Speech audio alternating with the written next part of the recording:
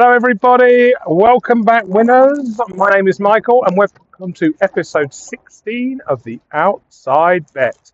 It's absolutely freezing. It's blowing a gale, so I won't keep you long. And also, I hope the sound doesn't get corrupted by the wind. It did once before, but it's nowhere near that windy. It's a new weekend. It's a new Friday, favourite day of the week for everyone, and a super quick turnaround for our models because of the Premier League playing until Thursday night. We had to make a late adjustment this morning. But of course, at the end of this podcast, we have, as we always do, another free bet. It's funny how it goes. Last week there were 4 podcasts, and this week there are only 2. But as we've said to you before, we are not going to bring a podcast if we can't include a free bet. We will not include a free bet just for the sake of it. So unless there's one that fits our 2 criteria, which is 1, our prediction is stronger than the bookie's prediction, but 2, that there is a value of at least 1 goal. And that gives us a safety net to ensure that we win more than 50% of the bets we put on, but we also return more than evens. If we don't get the 2 criteria of the bet over evens and the value and the bet by a goal, we don't do it. As ever, please like and subscribe. We are starting to get things moving now. The Patreon's set up and just has to be launched and cleared by them. The podcast has to be cleared by our podcast provider, and then we'll start coming out. I think there's going to be a bit of a delay on those. So I think the people who put the bell icon on YouTube will receive the video and therefore the tip first. And we're going to learn how long it takes to get the podcast people to push it out to all the podcast providers. And as such, we will also learn that which ones we can and can't use, because of course if it comes out after the football match in question on the day, we can't use it. It was a slightly underwhelming week in the Premier League, as you well know, not least because everyone played rested teams. There wasn't any good value around. And also there were 2 matches which just dominated the goals count. I mean, the Fulham Man City game and the Brighton game were just absolute chaos. Classic Premier League, classic poor defending. And it gives us a chance to, let me just get rid of that. And it gives us a chance to reset some of our models and think about what we're going to do next week. Sorry, I keep looking behind me because there's a lorry driving past and it catches my eye. We were small up on the week. There was only 1 big bet. It wasn't a big week. But the weekend is here and we have a full raft of games. I mean, our bank has been fully deployed, even at 5% stakes. That's 5% to win stakes. If you want to see our evergreen videos, you'll see how we protect our own bank. And so we actually can always bet every weekend because we never run out of money, even if we have a bad run. The rotation was mad in the midweek. I mean, teams just resting players left, right and centre. Arsenal showing their absolute strength and dominance again. I mean, they're playing with virtually 4 or 5 players out every game and they're still just top of the league, not letting in goals. You keep saying there's one more chance of who can upset them. Aston Villa on a run of 10 wins in 12 games, 4 in a row in the league. They're going away there on Saturday. So it makes complete sense that Arsenal should drop points this weekend and make the league close. However, I won't be betting on that. I won't be betting against Arsenal.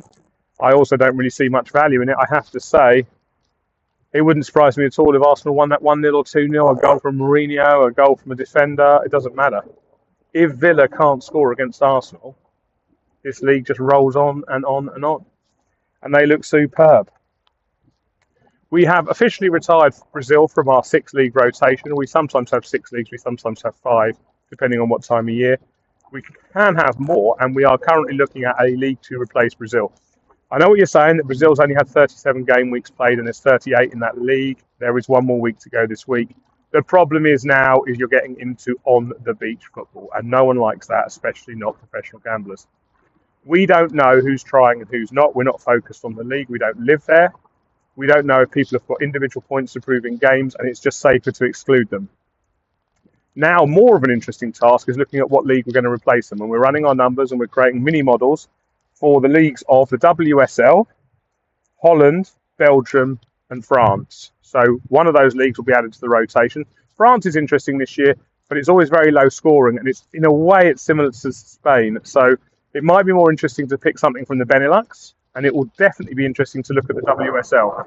What I'm thinking in the first instance, and please email me, text me if you're on the WhatsApp groups, let me know if you'd rather. We could do the WSL and something from Benelux. And the reason I say that is because the WSL is worth looking at on maybe a small bet basis just to see if we can get some value. It goes without saying that it feels like the overs would be a natural place to be there. But if it's as simple as that, then the bookies haven't got a clue.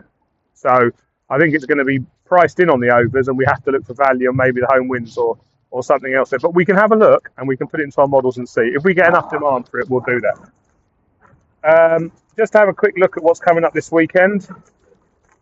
I've only brought 2 of the leagues out. It's absolutely freezing. That wind is going to kill the audio. Sorry about that. We've got overs across the decks here. We've got good overs value in Villa, Everton, Newcastle, possibly Man City. We've got overs in Bournemouth. And we've got some bets if you want to look at Newcastle at home on supremacy.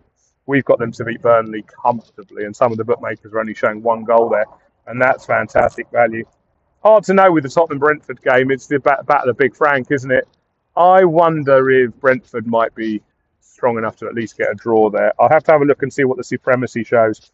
But if the supremacy showing Tottenham by a long way, that's good value. That's a sort of legacy top 6 club that isn't doing as well as it should be against a team that's doing really well and is massively motivated.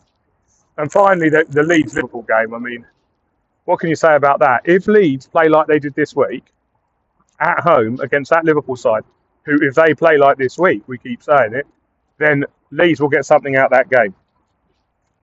We've got Leeds as being slightly ahead on the supremacy there, which means anything at all in the market that favours Liverpool is going to look like value on the Leeds market. It's not a pick for us, it's not a bet for us. I'm just giving you some leans and some values.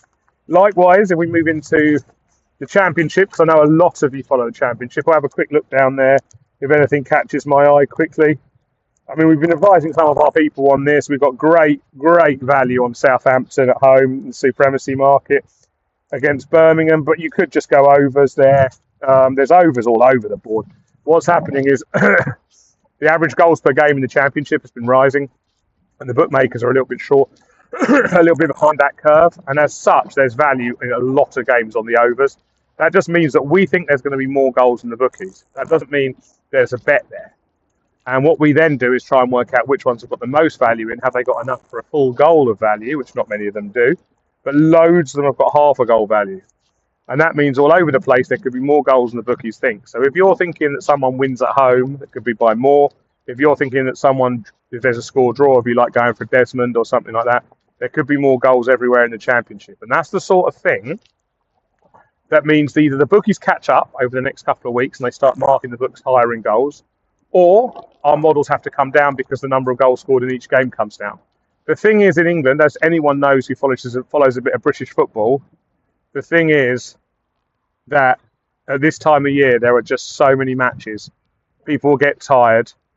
Games get wide open, especially second halves. If you want to bet on some second half more than first half goals, I haven't looked at those specifically, but traditionally at this time of year, those work. And there's always value in just little bits of upsets, little bit of tiredness. In the Championship, this quite often means that the favourites at the top win by more, and the guys at the bottom can sometimes get hammered by more. But if you're looking for some values in the overs market, there's even value in tonight's Friday night game. Now, it's not enough for a whole bet, but we have got for tonight's game, I'll give you a little clue. Sorry about that. Well, I'll give you a little clue. We have got Hull City to win with 3.2 goals. So if the bookmakers are at 2.5 goals, which I think they probably are, then you'll see a value of half a goal. It's not enough for us to have a full bet, but it is enough for us to highlight them as a value in the league. So we're going to timestamp this video at 9 minutes. 9 minutes if you're coming in for the big bet, and we will now move on to the big bet, which I know is the piece you'll come for. So I'll just wait till the 9 minutes comes up, and then we'll bring in all the people who've just come for the big bet. Hello, everybody, and welcome to all the people who've jumped here for the big bet. It's 9 minutes onto our video, so if you've missed anything, go back and listen to the full video. Please, if you've just jumped here, please like and subscribe and comment on the YouTube video. Leave us a 5-star review if you're listening to it on the podcast. And for the free big bet, which we always give you at the end of every podcast, we are going to Serie A in Italy, and we are going to Saturday's card and to Sassuolo's home game. Sassuolo are at home, and in our models, they have a very big edge on Fiorentina. I'll give you the clue that our model has got 3.1 goals for this game. We've got 2.2 to 0.9, which is in favour of the home team. So there's easily enough value versus the handicap, because the handicap is 0. When a handicap is 0, that's the same as a draw no bet market, and it means if the game's a draw, you get your money back. But any Sassuolo win, we win a full big bet. So that's where we're going for this week's free big bet, and I'm hoping, like we always do, that it's just going to win.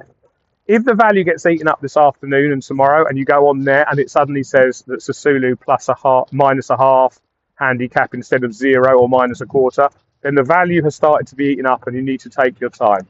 But all that remains to be said is good luck and goodbye, everyone. We'll catch up over the weekend with some more big bets, hopefully one on Sunday, hopefully one on Monday. Have the very best of time watching the football. Be safe, everyone. Love you lots, and we'll catch you on the next video.